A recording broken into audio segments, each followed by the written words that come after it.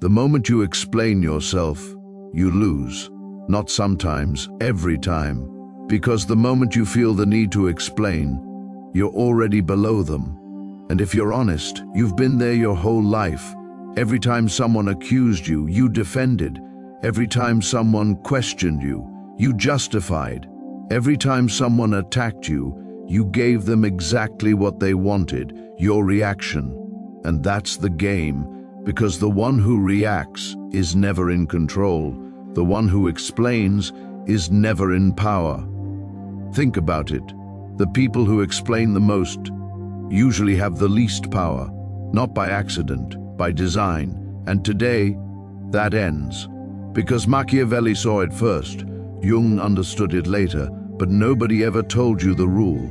The untouchable person doesn't explain, doesn't defend, doesn't react, not because they're strong, because they don't need to be. They've built something else, something most people never reach. Not confidence, not armor, sovereignty. And once you have it, you don't answer to the world anymore. The world adjusts to you. So the real question is, are you still explaining, or are you ready to stop? You didn't choose this. You were 5 years old. Someone in authority accused you of something, and there was only one way out. Explanation. I didn't break it. It fell. He hit me first. I didn't mean to. And in that moment, your nervous system learned a rule. Fast, deep, permanent. Explain yourself or suffer. That was the first time, but not the last. Because that lesson didn't stay a moment. It became a reflex. The reflex became a pattern. The pattern became your identity. You grew up. Your world expanded. New people, new rooms, new stakes. But that 5-year-old's wiring, still running, still reacting, still explaining. Jung had a name for this, the persona, the mask you build to survive, to be accepted, to stay safe, to not be abandoned. And every time you're challenged, that mask speaks. Defend. Explain, make them understand. But Machiavelli saw something else. From the outside, cold, strategic, precise. He saw the structure behind the behavior. The moment you defend yourself, you give up the frame, you step into their courtroom, you accept the role, defendant, and once you're there, you've already lost something, authority, because the moment you explain, you accept their right to judge you, and that was never yours to give. Look at any conflict, any room, any relationship.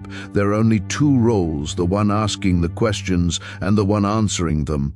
The one who asks controls the frame. The one who answers loses it, slowly, quietly, without realizing. So if you feel the need to explain yourself, you're already below them. Most people never see this. They spend their entire lives answering, explaining, reacting, trying to be understood, and never realizing that's the trap, because the moment you explain, you lose. When the accusation lands, cortisol spikes, chest tightens, jaw locks, and your nervous system fires one command: correct the record. Defend yourself. So you speak, you clarify, you justify, and in that exact moment, you hand them your throat. The world doesn't judge you by the truth of your words, it judges you by the desperation of your delivery. Jung called this the drainage of psychic energy, the force that governs your presence, your gravity, your power in any room. Every time you react when you shouldn't, you lose a fragment of that energy. Every time you explain yourself to someone seeking dominance, not truth, you lose it again. And people feel it below language, below thought. The one who explains is leaking. The one who stays silent is containing. The contained person holds the room, always. Same pattern, different scenes. In a meeting, someone questions your idea, you explain, you justify, you over-clarify, and you lose the room, not because you were wrong, because you looked like you needed their approval. In a relationship, your partner accuses you. You launch into evidence, history, defense, And in doing so, you validate the accusation. You showed them exactly where to aim next time. In a group chat, someone throws shade publicly. You respond with a paragraph. They respond with 3 words. Everyone watching knows who lost. Same situations happen to everyone. The difference is never the accusation. It's always the response. Machiavelli said it simply, it is much safer to be respected than understood. And you've been choosing understanding your whole life. So read this carefully.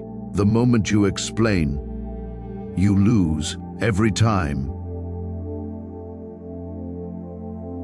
There is a move, so simple, so free, so completely available to you right now, that almost nobody uses it.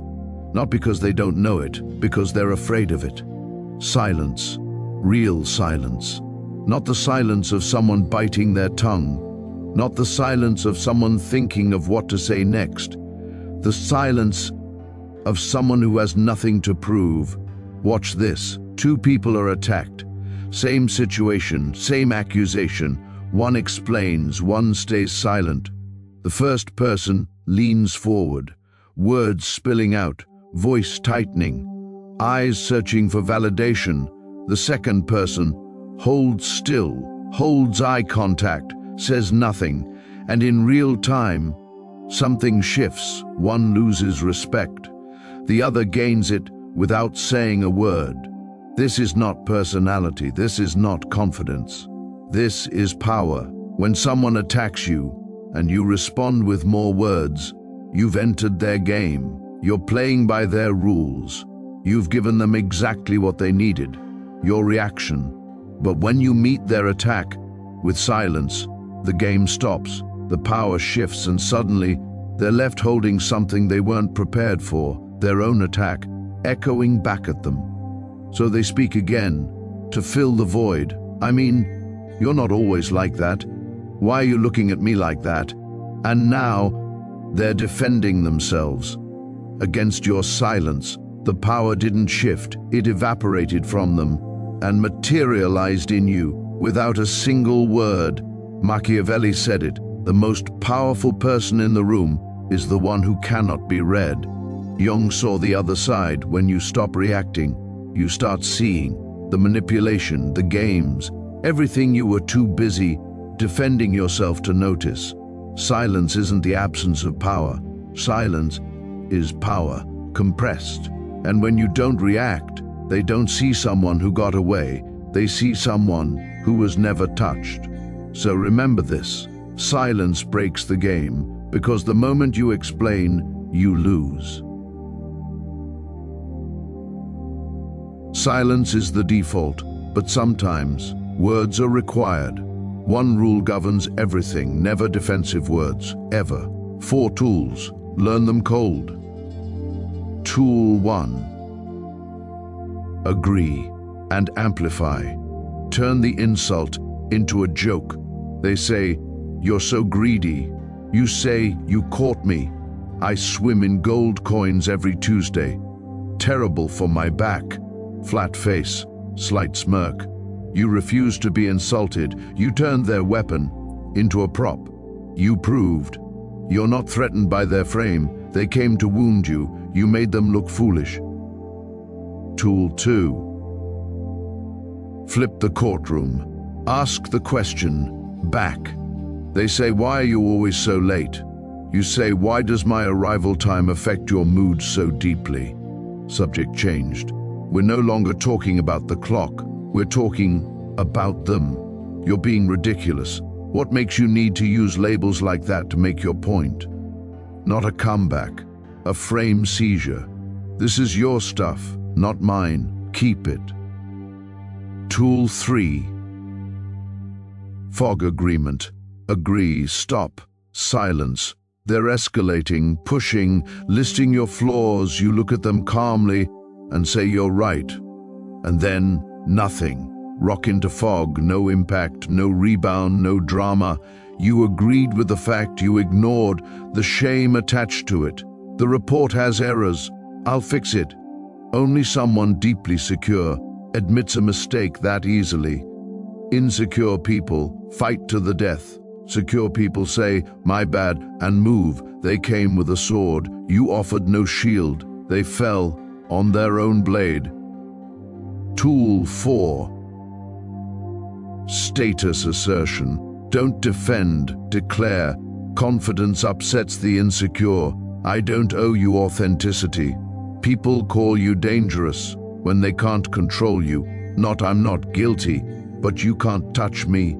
And if you remember nothing else from this video, remember this. That sounds like your opinion. Then stop talking. Use it once today. Just once, and watch what happens. 4 tools, 1 line, 0 defense. Because the moment you explain, you lose. None of this works as performance. If your silence looks calm, but your energy is begging, "Please believe me, please see that I'm good," they will feel it every time. This is not just technique, this is architecture. 20% technique, 80% internal. And here's the truth. Nobody wants to say, "It doesn't hurt," because they're right. It hurts because you think they might be. Jung called this the shadow, the parts of you you refuse to integrate, the darkness you've been running from. The attack doesn't create the wound, it finds the wound that was already open. So this is the real work. Someone calls you selfish, you say, "Sometimes." Yes. Someone calls you cruel. You say, "I can be." Someone calls you a failure. You say, "I failed." Yes, and something shifts completely. When you own your darkness fully, other people lose their ammunition. You become transparent. The arrows pass through. You are no longer a fortress defending its walls. You become the wind, and you cannot wound the wind. So understand this. The goal was never silence. The goal was nothing to defend. Own your shadow, and the moment you explain becomes the moment you no longer need to. The real drain isn't in the moments of conflict, it's in the space between. Every message replied to out of guilt, every yes said when your body said no. Every time you made yourself available to someone using you as a relief valve, you gave away your power, fragment by fragment. Excessive availability is not generosity, it is self-abandonment in disguise. And most people never see it. 3 types of people drain you silently. Enemies, actively working against you. Don't expose them, don't fight them, keep winning. Your success is their punishment. Critics, they need your reaction to feel relevant. Stop feeding them. Your silence starves them. Your success makes them irrelevant. And then, energy parasites, disguised as friends, always a crisis, always a problem, never a solution, because they're not looking for answers, they're looking for you, your time, your attention, your energy. Cut the cord, quietly, completely, without explanation, because the moment you explain, you reopen the door and they walk back in. So understand this, when you stop being available for everything, you become valuable for something. What is rare is valued. What is always there is taken for granted every time. So protect your energy, protect your time, protect your attention. Because the moment you explain yourself to everyone, you don't just lose power, you lose yourself. Most people believe power is about movement, fighting, proving, showing the world constantly that you deserve to be here. Machiavelli saw through this completely, because sometimes the most powerful move is no move at all. Someone is spreading rumors about you. Old response, panic, defend, control the narrative, exhaust yourself. New response, nothing. You let the rumors run. You keep building, you keep rising, because the truth doesn't need you to defend it. It needs you to embody it. Someone is competing with you. Old response, acknowledge them, race them. adjust your path. New response, you don't even look up. You stay on your path. You keep building, not to beat them, because that's simply who you are. And while they're watching you, you're creating distance. Distance they will never close. Not because you were trying to win, because you were never racing. And something strange happens. Your silence becomes legendary. Your absence becomes magnetic. Your indifference becomes the story people tell. In rooms you're not even in. So understand this. This is not passivity. This is control. Calculated inaction is power at its highest form. Because the moment you stop explaining, people realize something. They can't provoke you, they can't move you, they can't reach you. They can't touch you. Here is the architecture. 7 laws, forged from Machiavelli's cold strategy and Jung's deep psychology. 1. Your attention is currency. Guard it like gold. Whoever gets your attention gets your power. 2. Silence is sovereignty. Deliver it with stillness. Let them break against it. 3. Withdraw strategically. Create scarcity. Make your presence something that must be earned. 4. Ignore completely, not as punishment, as indifference. The most devastating message: you don't exist in my reality. 5. When you must speak, never defend. Use the tools. And remember the line, that sounds like your opinion. 6. Integrate your shadow. Own your darkness. You cannot shame someone who has already accepted themselves. 7. Ascend through inaction. Some battles are won by refusing to show up. These are not tricks, these are laws. And the person who lives by them doesn't just win arguments, they stop needing to. Now this is your challenge. 7 days, 0 defense. If you're late, I'm late. No reason. If you make a mistake, my bad, no justification. If someone misunderstands you, let them. If someone accuses you, let the silence answer. Sit in the discomfort, feel the pull, to fix their perception and let it burn. Watch who panics when you stop reacting. Watch who escalates when they can't provoke you. Watch who steps in to defend you without being asked. And then feel it, the shift, the quiet, the weight of a name that no longer needs explaining. Most people will hear this and keep explaining.